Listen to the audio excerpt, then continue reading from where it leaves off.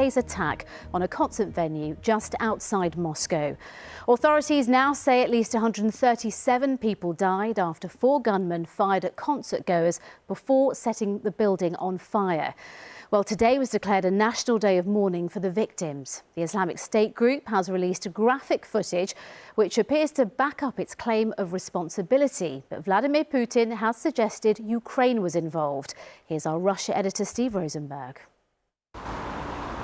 In Moscow, wherever you looked, wherever you turned, you could see this was a country in mourning and in shock.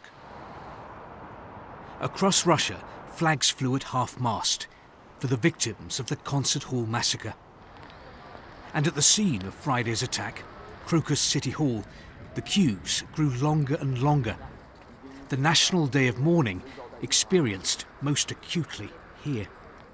There was an outpouring of sympathy, a mountain of tributes to the dead.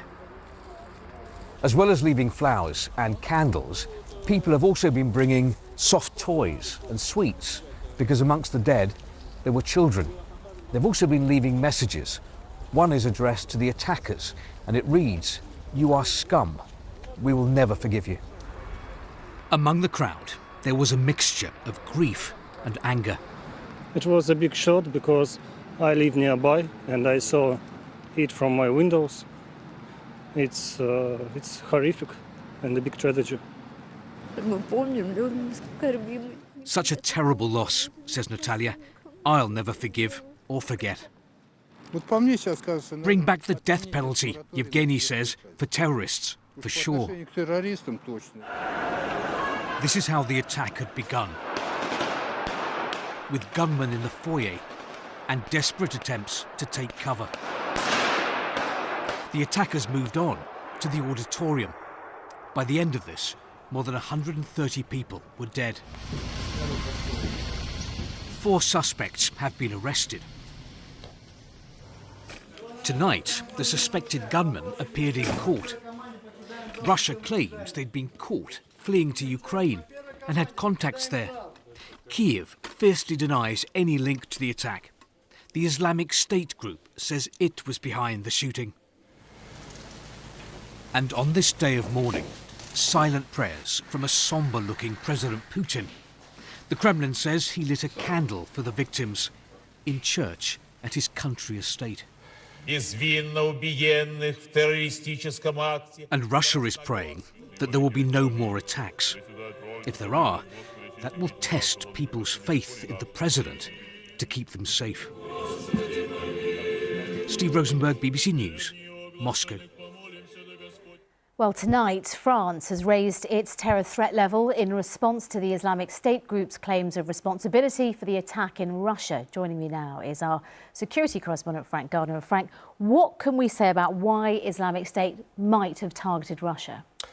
OK, well, Tina, there's kind of 3 reasons, really, 3 possible causes. One is Syria, where the Russian Air Force has been inflicting pretty heavy casualties throughout Syria's civil war on Islamic State fighters. And a recent communique by Islamic State's kind of leadership said, we will never forgive and forget. In other words, we will settle scores. So that's one possibility. Another is Afghanistan, where ISIS's what's called Khorasan branch are fighting the Taliban. Now, that's going to sound strange, but they are mortal enemies. And ISIS considers that the Taliban are allies of Russia. In 2022, they attacked the Russian embassy in Kabul, so that's another possibility. And the third is the general kind of suppression by Russia's FSB, that's the Domestic Security Agency, of suspected jihadists and other Muslim individuals inside Russia.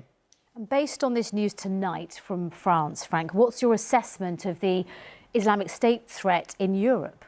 Well, it never went away. So MI5, for example, here in the UK, which is the security service, their highest priority, the bulk of their workload is still ISIS and al-Qaeda-inspired terrorism, trying to head off those threats. Now, currently, Britain is at the middle of five levels of terror threat. It's at something called substantial, which means that it's not particularly reassuring. A terrorist threat is thought likely, but it's only at the middle one. France has gone to the highest of 3, Now, that would only happen in this country if there was actual evidence of a terrorist plot, which there isn't at the moment. OK, Frank, for now, thank you very much. Frank Gardner, our security correspondent.